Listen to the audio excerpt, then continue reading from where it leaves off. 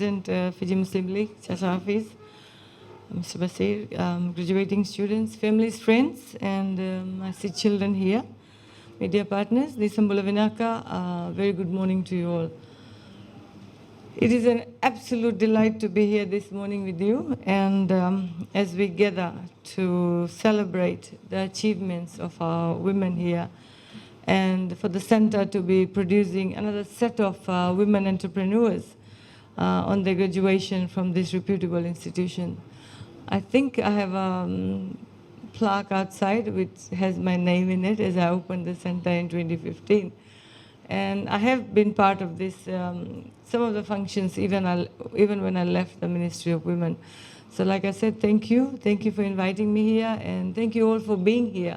It's very important that our women entrepreneurs get the support of their family and loved ones. As we see on this side, I'm sure there are a lot of family members who have come here to support our women.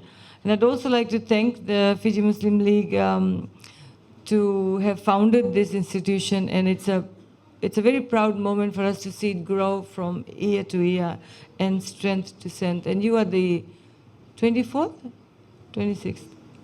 26th batch of students who have graduated from this institution. And of course, I know the center doesn't charge anything for your fees, etc. So I think we all should be proud of the Fiji Muslim League for establishing a center which allows women to graduate and fulfill their passion. Maybe when you were younger and you wanted to do something, but there were responsibilities which did not allow you to do it. So now, at this age, the center has allowed you to graduate. And I'm sure you will fulfill your passion, your dream career with the qualifications now you have at hand. Caregiving, ladies and gentlemen, is a very demanding profession, not only in Fiji, but also in overseas countries. There's a lot of demand for caregivers, and I think women make the best caregivers in the world. And here in Fiji, we are going to have a new batch of students. Shall I call you students? Yes, of course. Of course. You're never too old to be a student, you know? And we are really proud of you, and for traveling from all across the country to be part of this institution, and today is your graduation. So congratulations. I think what should I say? My area of work and my passion is very much fulfilled by this center.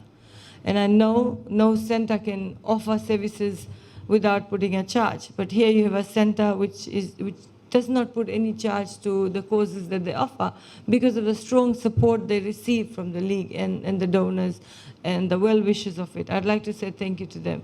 I understand this year government's grant, because of COVID, has been reduced. And well, like the President said, we only pray and hope that our economy recovers very quickly. With borders opening, with tourists coming in, with people now going back to their work, it'll take us some time. So that's why we really need to follow the advice of the health, even now, even with borders opening, even with relaxation of certain restrictions. It's important that we are aware of what the third wave can do to us. And again, if I can say, life is not normal. This is not normal. But we have been able to get a little bit of normalcy with our movements, things opening up. But again, let us be very careful of what tomorrow can bring to us. So please encourage your family members, encourage your communities to make sure that health restrictions are still followed. I know with Christmas coming around the corner, we may become complacent and let go, and we may start partying and socializing, but that can be done with restrictions, okay? Always keep in mind hygiene is very important. Washing your hands while putting your mask on, and I know it's not possible to keep that distances which we were asked to do, but at least from your side, practice everything that you can do to ensure you and your families are safe. The highest number of graduates, the highest number of graduates from this institution, I've been told, are single mothers, women who've never had any source of income, and those women who want to make a difference in their lives. I think that's very important. Right now, we are marking 16 days of activism against domestic violence, right?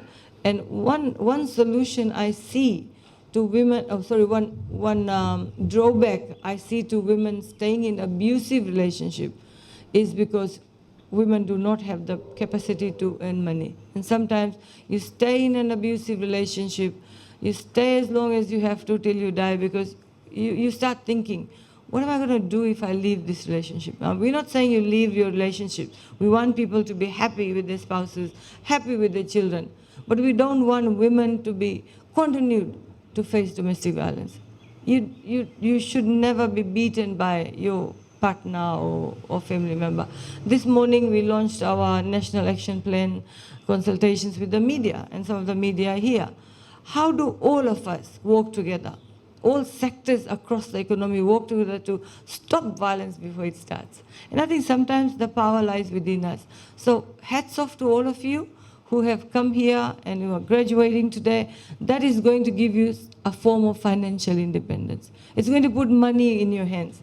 Because I'm sure with your qualifications now, you will be able to secure yourselves good jobs. Okay? Not only locally, but overseas as well. And that actually is a cause for celebration itself. So women, remember, when we invest in women, like the center, the league has invested in women without looking at which culture you come from, which ethnicity you come from, what religion you follow. This is what we want Fiji to be, without discrimination. And this is actually going to lead you to another progressive step in your life. Okay? And you have to thank yourself for that. So can we just put up a big round of applause for these beautiful, beautiful women that we have here today? And I know your journey here would have been an interesting one as you met people from other sectors, other places. You must have forged a bond amongst yourself. Please keep that bond alive. And the trainers, thank you very much for the training services that you have provided to our women. I'm sure they've learned a lot from you. And I don't know why, but why do we think that caregiving is only for women? Can't we have men who do caregiving? Well, that's something for the center to look at. I'm sure we will have men participant later on, because men and women are different. Eh? Women are very compassionate. We are very compassionate. We are very caring. We bring our children up. We look after the elderly in our family. But let's include some men as well. I don't know whether the center will include them or not, but it's something to look at. And ladies and gentlemen, you are now professionals. Our women who are graduating are now professional caregivers. Wow, it's interesting. Eh? How do you feel about that? Does it make you feel good about yourself? Of course, we are proud of you. Your families are proud of you. And the center has given you a new lease of life, made you something. So to the center manager, to the league and its board and the chair, thank you very much for giving me the opportunity to see these women succeed in life. It's a very proud moment for me. And of course, the work that we do at the Ministry of Women, Children and Poverty Alleviation sort of coincides with that. But providing the much needed training for these women, our mothers. I'm sure you are grandmothers as well. Some of you may be grandmothers. Yeah, like me, I became a grandmother. I'm very happy. So there's no limit to learning. That's what I want to say. Don't let anyone ever tell you are too old to learn. You are too old to earn, and you are too old to look after yourself. Life will throw a lot of challenges your way. Your children may desert you. Your partner may desert you. You may have nobody to look after you, but you have that skill in your hand which will allow you to make a decent living. And that's what I tell my women on the streets when I catch them begging. This is what I tell them. We can provide you with the tools. I can give you the tools, but the willpower should come from your heart. And so, yeah, I'll try to live with that, and I'll just say that women contribute a lot to our society. Women need to be respected.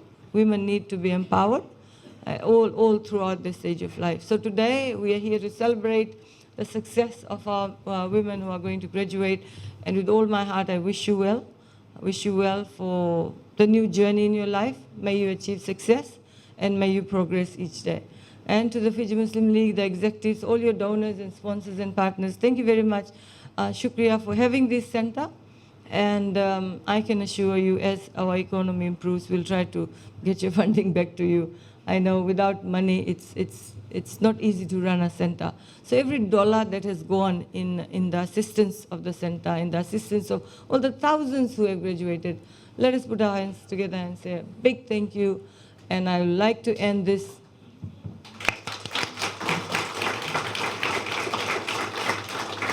And of course, congratulations to the center for being registered with the Fiji Higher Education Commission. And that's a great success. I know Christmas is around the corner, so let me wish you a very happy Merry Christmas. Some of you may not have Christmas as previous years, but let's hope and pray that the new year brings good tidings, right? And we are able to sort of move into the normal life that we knew. Life becomes normal. God knows how long it's going to take, but let's keep hoping, let's keep praying, let's keep being positive while looking after ourselves and the health of our families. So with these words, thank you very much, and shukriya.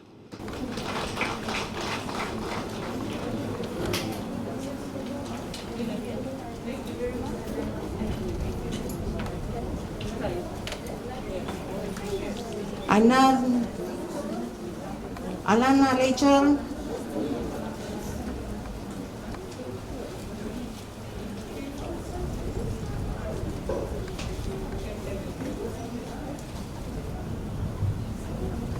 Kamnes Karesi Lemba,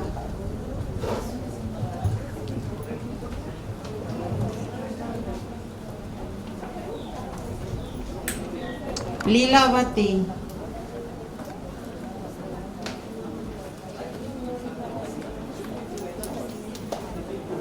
Now I have great pleasure in announcing the names of the best students for different disciplines for this batch, and I would call upon the chairperson of the center, Mr. Bashir Ahmed, to do the honors. So the best student is as follows. For sewing, it goes to Lilawati.